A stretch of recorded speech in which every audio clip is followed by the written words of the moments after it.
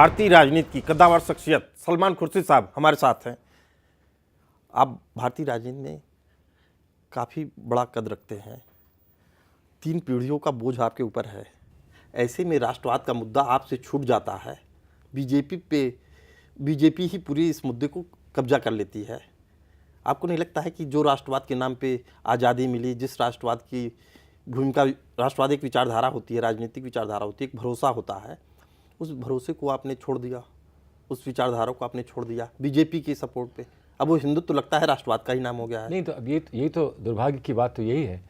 दुर्भाग्य की बात यह है कि हमारा राष्ट्र हिंदू राष्ट्र नहीं है।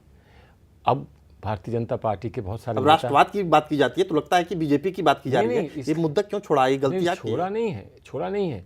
किसी ने इस मुद्दे को धूमिल करने का प्रयास किया, और डेमोक्रेसी में, लोकतंत्र में ऐसा होता है कि कभी लोग भावुक हो जाते हैं, कभी लोगों को इस तरह से मोड़ दिया जाता है, उनकी भावनाओं को इस तरह से मोड़ दिया जाता है कि जो उनके उसूल हैं, जो उनके सिद्धांत हैं, उनसे कभी कभी वो हट जाते हैं।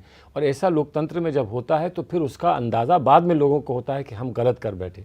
इसीलिए चुनाव फिर से आते हैं, 5 साल बाद फिर आते हैं, फिर समझाया जाता है। हाँ, हमारी उसमें रणनीति में कहीं अगर कमी रही कि दूसरा इस बहुत एक महत्वपूर्ण मुद्दे को इस तरह से धूमिल कर पाया, जो किस तरह से वो लेकर भाग लिया, अगर हमारी रणनीति में कहीं कमी रही तो उसमें हम सुधार करें।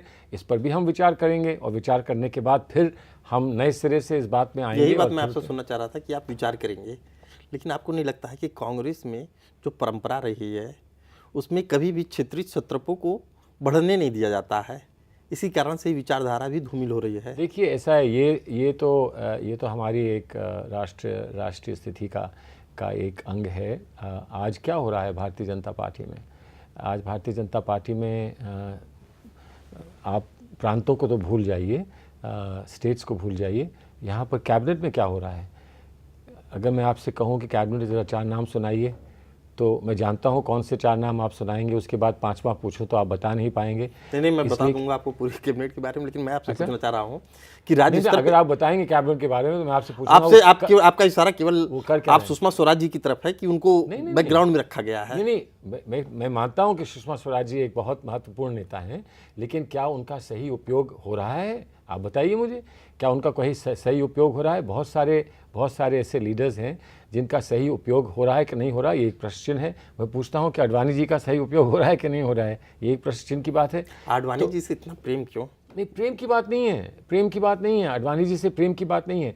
बात एक सिद्धांत की है कि लोकतंत्र में हमारी पार्टी हो, उनकी पार्टी हो, कोई और पार्टी हो, लोकतंत्र में एक सामूहिक निर्णय लेने के लिए एक व्यवस्था ऐसी होनी चाहिए कि सब लोगों के इनपुट्स हो सके। ये नहीं कि एक आदमी अकेले कहे कि हम ही जो तय करेंगे वही चलेगा, ये कहीं नहीं होना चाहिए। हमारे यहाँ ऐसा नहीं है, और इसीलिए मैं ये कह रहा हूँ कि अगर ऐसा कभी आपको लगा है कि हमारे यहाँ ऐसा है, तो उसका कारण ये होगा कि एक पूरे वातावरण हमारे देश का ऐसा है कि जो आदमी कहीं बैठ जाता है, चीफ मिनिस्टर बन जाता है, तो वो चाहता है कि फिर उसी की मर्ज़ी से सब चले, लेकिन ये अच्छी बात नहीं है। मैं मानता हूँ सब लोगों की आम सहमति से अगर निर्णय लिया जाएगा तो हम मजबूत होंगे, और जो और पार्टी भी ऐसा करेगी तो वो भी मजबूत होगी। आपसे आखिरी सवाल, और इसका जवाब जरूर चाहूँगा जी। आप गांधी परिवार से काफ़ी नज़दीकी संबंध है आपके। सोनिया जी, राहुल गांधी जी, उसके बाद प्रियंका गांधी जी, कब इनका पदार्पण हो रहा है प्रियंका गांधी का सक्रिय राजनीति? देखिए, ये बात बार बार लोग पूछते हैं। ये आप तो करीबी है ना, आप तो बता सकते हैं। उनका अपना निर्णय है, उनका निर्णय हम नहीं ले सकते हैं। ये उनका अपना निर्णय है, उनका अपना परिवार है, बच्चे हैं, वो मैं समझता हूँ। मैं ये सवाल आपसे इसलिए पूछा कि बार बार ये आरोप लगते रहे हैं, और नटवर सिंह जी ऐसे आपके कांग्रेस के दिग्गज नेता लगाते रहे हैं कि राजनीति में आने के लिए रोका जाता है, जिसमें राहुल गांधी जी की बड़ी अहम भूमिका होती है। तो क्या ऐसा है? देखिए, इतना मैं आपसे कह सकता हूँ कि ऐसा संभव नहीं है, ना हो सकता है। दोनों में, भाई और बहन में जो घनिष्ठता है और जो दोस्ती है और जो उनमें आपसी एक लगाव है, मैं समझता हूँ वो कम ही भाई बहन में देखने को मिलता होगा।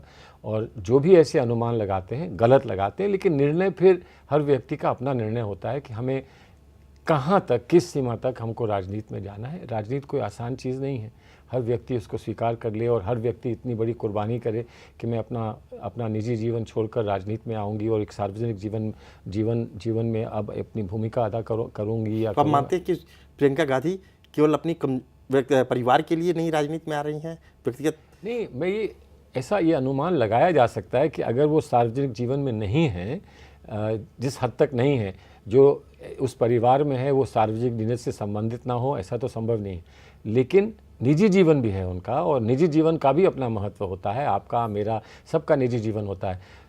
लोकतांत्रिक व्यवस्था में आकर और एक सार्वजनिक व्यवस्था में आकर निजी जीवन को कहीं ना कहीं थोड़ी कुर्बानी देनी पड़ती है। तो अगर यही एक परिप्रेक्ष्य है जिसमें अभी उन्होंने निर्णय नहीं लिया या कोई और कारण है जो निर्णय नहीं लिया, तो निर्णय नहीं लिया, जब वो लेंगी तो हम लोग सब उसका स्वागत करेंगे। चलिए, हम स्वागत करते हैं, इस चर्चा को यहीं विराम देते हैं।